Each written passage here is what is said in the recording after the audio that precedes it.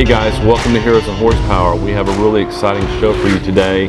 We have our 2018 Ford GT Heritage Edition that we're going to take out for a test drive, and we're also going to surprise U.S. Army veteran Sterling Dodd. Sterling served with one of our technicians in the shop, Justin, and so we are going to take Sterling out for a ride in the car and honor him today in our show. So hang on tight and thanks for joining us.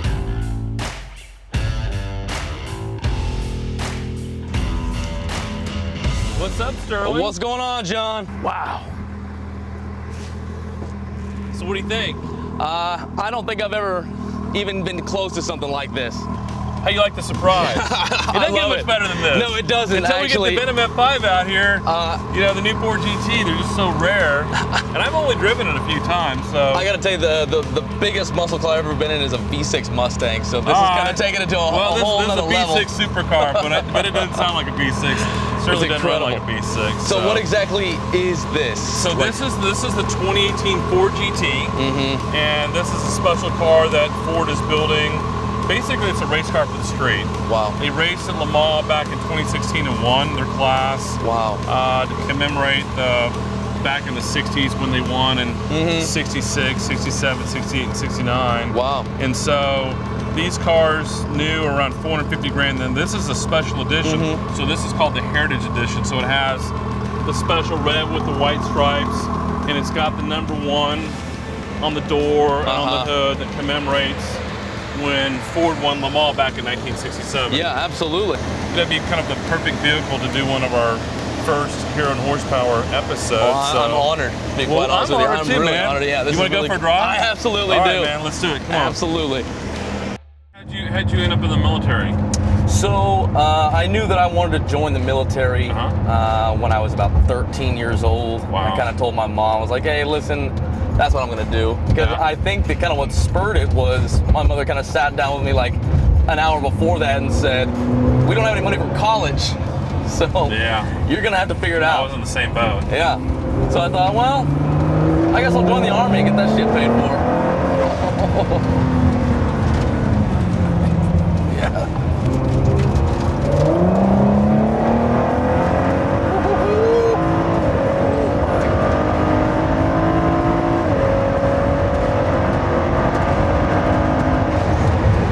136, not too bad. Oh my God.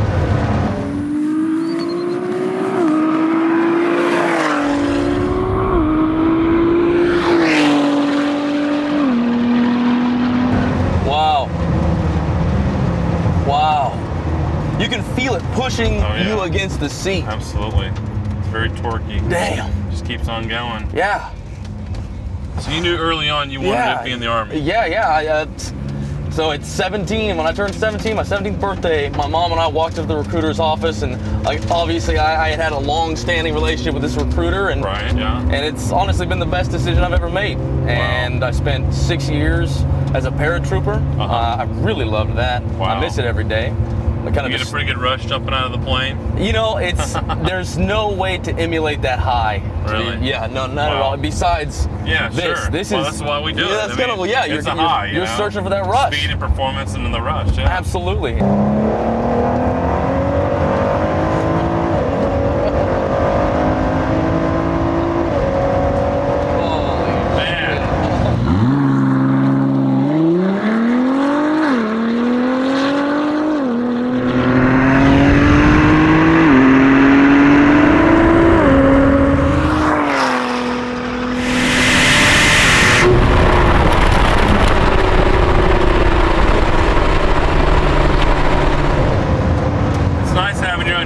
I was just about to say. Just go 135, 137, 138. So you went in 17, and then how soon before you were deployed? I actually got to my unit, and I finished basic training in 2007, and I got to my unit in January 2008, and deployed on February 24th of 2008. Okay. So I had about 2 months. Right. This was Iraq. This was the surge in 2007, 2008. Right. Yeah, it was. I was the new guy. Okay. It was very. It was kind of. It It taught me so many lessons in a very short amount of time. Wow.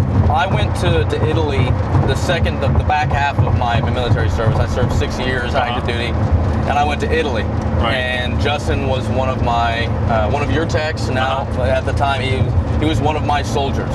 You know, we deployed to Afghanistan together, and we've been clearing IEDs, and the guys up front of us have been clearing IEDs, and we were in a historical ambush site, and lo and behold, they ambushed us. So they started off with a more or less an artillery piece that shot my truck. That's how they initiated the ambush. Right. And our truck and the personnel in it were immediately incapacitated. All of us kind of took some shrapnel, had some pretty rough hearing loss. Right. We were all we were knocked out for a little bit. It took about 30 seconds for everyone to kind of clamber out before they all kind of regained consciousness. Wow.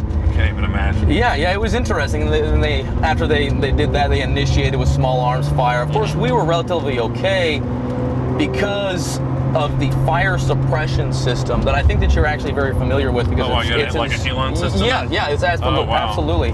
We just jumped out and returned fire, and then we called in some A-10s, and that took care of the problem real quick. And we just climbed back in, and we had some concussions and some stuff we had shrapnel in us, and we limped on back through the mission, and Justin was in the truck behind me, and he was just laying the thunder on that valley. Our truck was here, his truck was here, kind of at an angle, and we got hit right here, and he was just laying it. Want to give it a hit here? Yeah, let's do it. All right.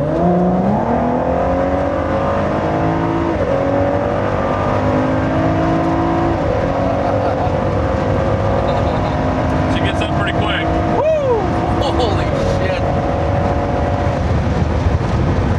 Wow. You know, I knew when I met you, I mean, I saw you guys were at the shop, and I'm like, there's something special about that guy. That's not just like, you know, a guy taking a tour or something. I mean, I figured you guys had some connection or some relationship, and you know, when you find out that you're bonded through an experience like that, through fire, literally. Yeah. You don't lose those connections, John. It doesn't go away. No matter how, like, if you try to seclude yourself, there's a lot of veterans will just try to completely assimilate. It doesn't work. Wow. You can't get rid of it. It doesn't go away. Do you have any, like, veterans organizations or anything special that you'd like to? The Combined Arms Center over in Eastern Downtown is an amazing resource for both newly separated and long-time separated veterans. There's a lot. There's the Bunker Labs for entrepreneurial veterans. Oh, cool. Oh yeah. Okay. I'm gonna have to hook you up with these guys, because they take a lot of veterans who they want to own their own businesses, and they make that a reality. Wow. You know, they hook them up with the investors. They hook them up with the incubation facilities. It's pretty cool thing they got going on over there.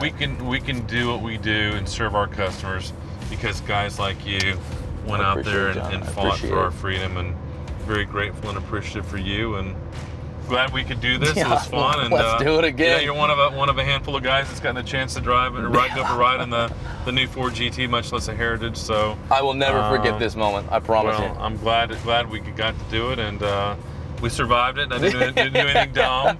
Again, if there's anything we can do for you or your friends or any of the veteran organizations you're associated with, absolutely, I'd be honored to. It would be an honor to have you out there. All right, man. Thank you much. Yeah, thank you. I appreciate it.